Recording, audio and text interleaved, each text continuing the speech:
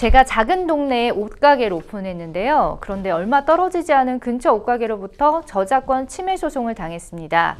이유는 자기네 가게 상표를 무단으로 따라했다는 건데요. 솔직히 말씀드리면 그 가게가 장사가 잘 된다고 해서 로고를 참고하긴 했습니다.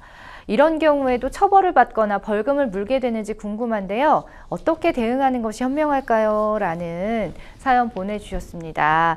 자, 요즘에는 이렇게 작은 가게에서도 저작권 분쟁이 흔히 일어나곤 한다고 하는데 실제로 이 관련 의뢰를 많이 받으시는지요, 우리 변호사님? 네, 어때요? 실제로는 이런 지적재산권에 대한 인식이 많이 높아지신 것 같습니다. 맞아요. 네, 그래서 등록도 작은 가게여도 꽤 많이 하시고요. 이런 로고, 상표권 등록이죠. 예, 네. 이런 것도 굉장히 많이 하시고 이거에 대해서 침해 당했다 이러면 경고장 보내시는 것도 굉장히 적극적으로 하셔서 이제 침해 사실을 알리고 이제 침해를 구제 받으려고 하시는 것 같습니다.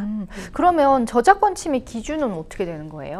네, 일단 요 사안은 상표권 침해이기 때문에 이제 로고니까요. 네. 상표권에 한정해서 먼저 말씀을 드리면 선 사용을 우리가 했다 라고 한다면 지금 사안에서는 따라한 건 맞다 라고 로고를 따라한 건 맞다라고 해서 이 부분이 침해로 볼 여지는 좀 많은 것 같다라는 생각이 들지만 이제 실제로 우리 소상공인 분들이나 이런 분들 같은 경우에 내가 상대방이 상표 출원하는 것보다 먼저 선의로 사용을 하고 있었다. 이게 진짜 상표가 있는지 모르고 사용하고 있었다라고 한다면 선사용공자로서 계속해서 이 상호를 사용하시는 것이 가능합니다. 예, 그래서 이제 그쪽에서 만약에 이제 우리가 사용한 이후의 날짜에 등록을 한 다음에 이제 경고장을 보내왔다라고 하면 우리가 회신을 하면서 상표권 침해 아니다. 우리가 먼저 선 사용하고 있으니까 경고하지 말아라 라고 요청을 하실 수도 있습니다. 그렇군요. 네, 그리고 제3자가 부정한 목적으로 모방 출원한 경우가 사실 왕왕 있습니다. 그러니까 후발주자거나 아니면 저거 보니까 저 사람은 아직 상표권 등록을 안 한 것 같은데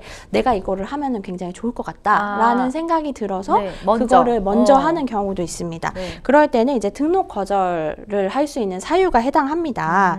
네, 그래서 실제로 이제 소위 업자죠. 업자들 같은 경우에 막 다양한 이런 이름들을 먼저 그냥 막 사용하지도 않는데 상표권을 등록을 해놓은 다음에 누군가 그거를 사용하기 시작하면 바로 이제 보내서 이제 내가 이거 권리자니까 나한테 돈 내라고 하는 경우들이 있거든요.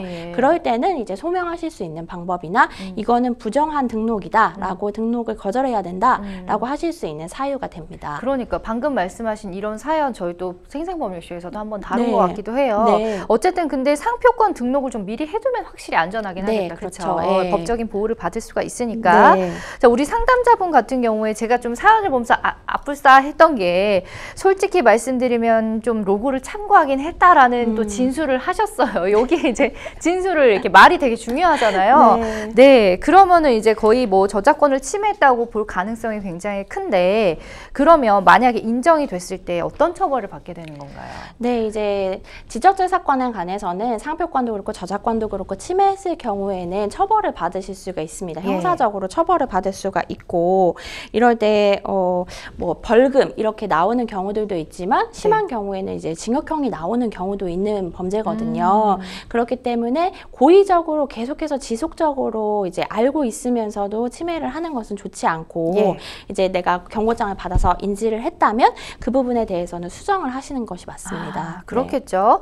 혹시나 만약에 또 영리 목적이 없었다고 해도 출처를 표시하지 않는 경우에도 저작권 침해에 해당되는지 궁금합니다. 네, 이제 저작권 같은 경우에 비영리 목적으로 내가 공연을 하거나 아니면 교육적인 목적으로 하면 사용을 할 수 있는 경우들이 있죠. 네, 그런데 이제 교육적인 목적만이었는지 정말 비영리 목적이었는지에 대해서는 조금 확인을 하는 편입니다. 그러니까 내가 무조건 이제 영리지만 교육이라고 하고 비영리라고 하자라고 한다고 해서 그렇게 되는 것은 아니고 실질이 정말로 비영리 목적으로 한 것인지를 확인을 하기 때문에 그런 경우에 한정해서는 이제 저작권 침해로 보지 않는다.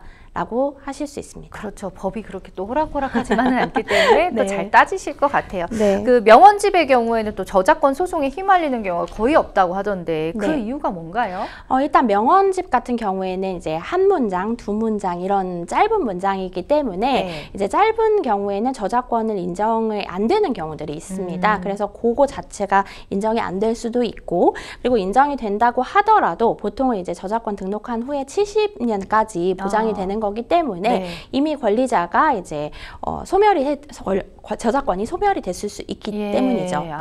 그 4, 5, 70년까지는 이제 그렇죠. 네. 그게 또 키포인트가 될 수가 있겠네요. 네. 어쨌든 그리고 또 명언 같은 경우는 막 이렇게 구전처럼 네. 전해져 오는 경우도 있기 때문에 이 부분은 이제 소송에 휘말리는 경우가 거의 없었군요. 네. 자, 생활 속에서 또 몰라서 무심코 저작권을 위반하는 사례도 많습니다. 사실 네. 몇 가지 어떤 사례가 있는지 좀 소개를 해주시면 네.